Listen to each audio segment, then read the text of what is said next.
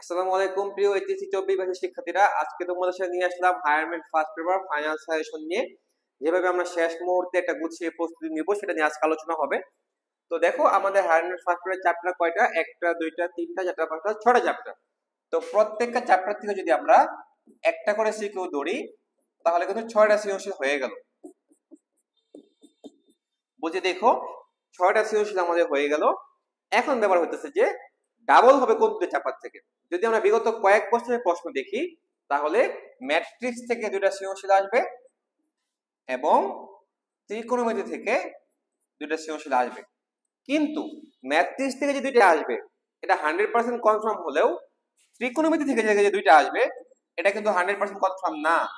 আমার সরলরেখা থেকে দুইটা আসতে পারে, বৃত্ত থেকে দুইটা আসতে পারে, অন্তরীকরণ থেকেও দুইটা আসতে পারে। তাই এটা ভাসমান একটা ব্যাপার যে ত্রিকোণমিতি থেকে যে দুইটা আসবে এটা 100% কনফার্ম না।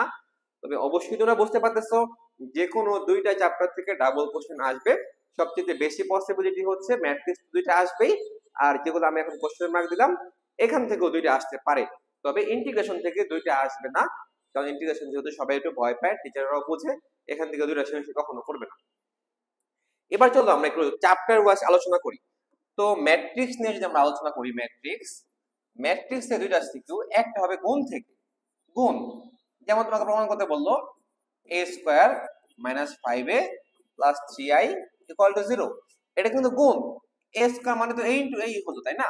অর্থাৎ ম্যাট্রিক্সের গুণ থেকে একটা আসতেছে হলো তোমার বিপরীত ম্যাট্রিক্স ইনভার্স বের করা, আর এটা তোমার ক্রেমারের নিয়মের সাহায্যে নির্ণায়কের সমাধান। ঘুরে ফিরে আরেকটা সৃজনশীলে যে সেম, সে গুণই আসবে, এখান থেকেও আবার ওখানে থাকতে পারে। তবে আরেকটা যেটা আসবে এখানে সেটা হলো নির্ণায়ক। আমরা অনেকেই নির্ণায়কটা স্কিপ করি।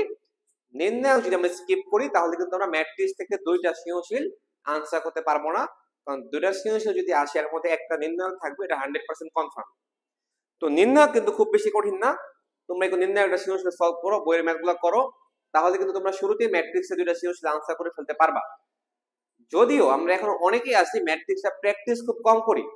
যদি আমি ম্যাট্রিক্স প্র্যাকটিস কম করি তাহলে কিন্তু দুইটা সৃজনশীল আনসার করতে আমার 1 ঘন্টার বেশি সময় লেগে যাবে।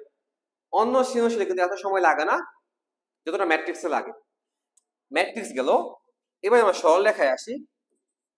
সরলরেখাতে যে সৃজনশীলটা হবে তোমরা সবাই জানো, সবচেয়ে বেশি পসিবিলিটি হচ্ছে তোমার 3e 3f আর 3g।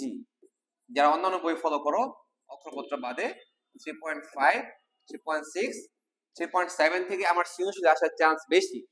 কিন্তু ধরো আমি অন্তর্বিভক্তির কনসেপ্ট দিয়ে দিলাম একটা সৃজনশীলে, তাহলে আমাকে 3.2 লাগতেছে। আমি ক্ষেত্রফল নির্ণয় করতে বলে দিলাম, তাহলে 3.3 এর কনসেপ্ট লাগতেছে। কিন্তু তোমরা 3.4 সঞ্চার পদটা চাইলে সৃজনশীলের জন্য স্কিপ করতে পারো, এটা 3.4 বা 3d। সঞ্চার পদটা সৃজনশীলে আসে না, খুবই রেয়ার, এমসিকিউতে আসে। এখান থেকে আসলে বলে বলে কমন ফেলানো সম্ভব না যে কোথা থেকে সৃজনশীল আসবে। তোমরা প্রত্যেকটা টাইপের একটা দুটো করে ম্যাথ করে যাবা। যেমন গত বছর তোমার এই পাদবিন্দুর স্থানাঙ্ক নির্ণয়, সমদ্বিখণ্ডকের সমীকরণ নির্ণয়, তারপরে তোমার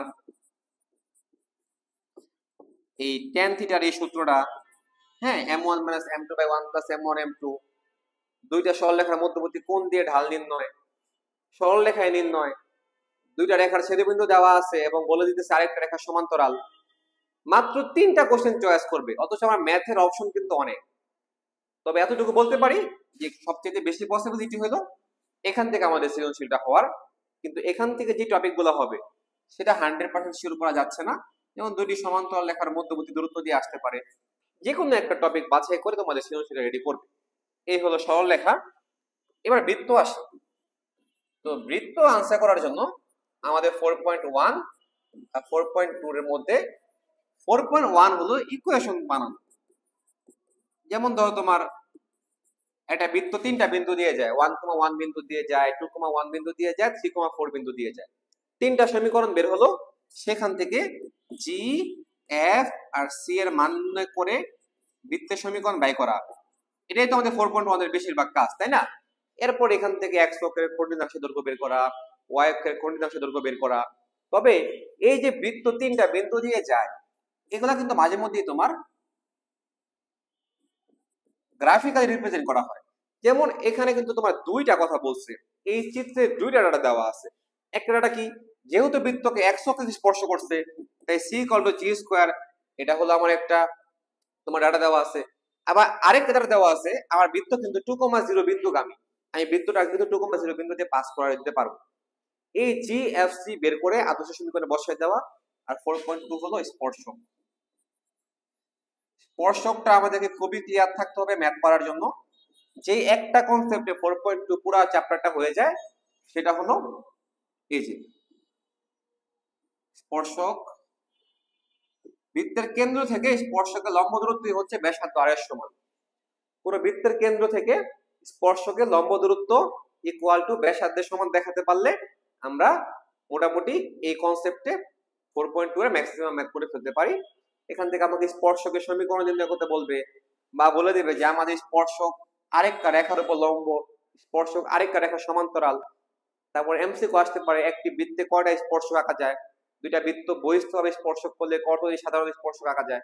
তাহলে 4.2 হলো স্পর্শক নিয়ে, 4.1 হলো বৃত্তের সমীকরণ নিয়ে করলে আমরা বৃত্ত থেকে একটা সৃজনশীল পাবো। একটা আসতে পারে তোমার 4.1 থেকে ক নাম্বার, 4.2 থেকে ক নাম্বার। আর ক নাম্বারে নরমাল একটা প্রশ্ন আসতে পারে কেন্দ্র ব্যাসার্ধ নির্ণয় করা। বৃত্ত 4.1 4.2 আমাদেরকে দুইটা সমান গুরুত্ব দিতে হবে। এবার আমরা ত্রিকোণমিতিতে যাই।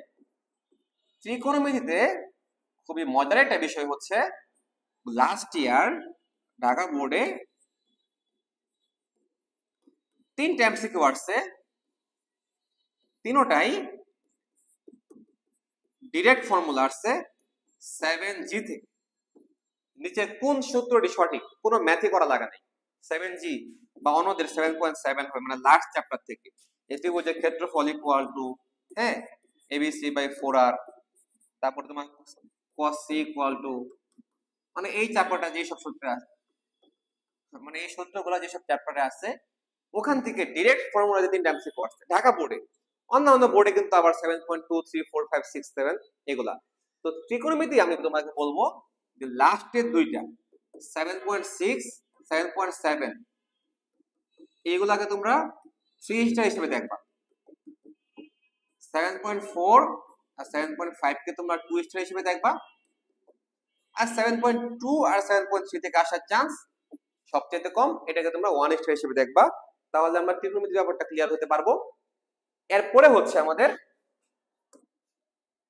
অন্তরীকরণ। অন্তরীকরণে চোখ বন্ধ করে সৃজনশীল আসবে হলো 9.7 9.8 আর 9.9 থেকে। 9.7 কোনটা, পর্যায়ক্রমিক অন্তরীকরণ। 9.8 হলো তোমার বক্ররেখা।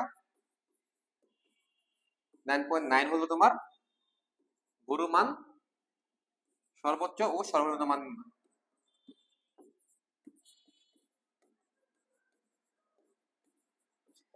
কিন্তু এর মাঝখানে ক নাম্বারে তোমাকে দিয়ে দিতে পারে লিমিট। ক নাম্বারে তো লিমিট আসবেই, মূল নিয়মও দিতে পারে। যদিও আমি বললাম যে 9.789 থেকে সৃজনশীল আসবে, কিন্তু ক বা খতে তোমাকে লিমিট বা মূল নিয়মের অঙ্ক দিয়ে দিতে পারে ডিফারেন্সিয়েশনের ক্ষেত্রে। কিন্তু এমসিকিউ এর জন্য কিন্তু আমার 9.1 থেকে 9.9 প্রত্যেকটা চ্যাপ্টার অল কনসেপ্ট জানতে হবে। সৃজনশীলে তোমরা রিস্ক নিতে পারো যে আমরা এই 3টা চ্যাপ্টার পড়ে সৃজনশীল পেরে যাবো ইনশাআল্লাহ, কিন্তু এমসিকিউ এর জন্য আমাকে 9.1 থেকে 9.9 এর ফুল কনসেপ্ট জানতে হবে। তারপরে হচ্ছে আমাদের ইন্টিগ্রেশন। ইন্টিগ্রেশন থেকে একটা সৃজনশীল আসবে।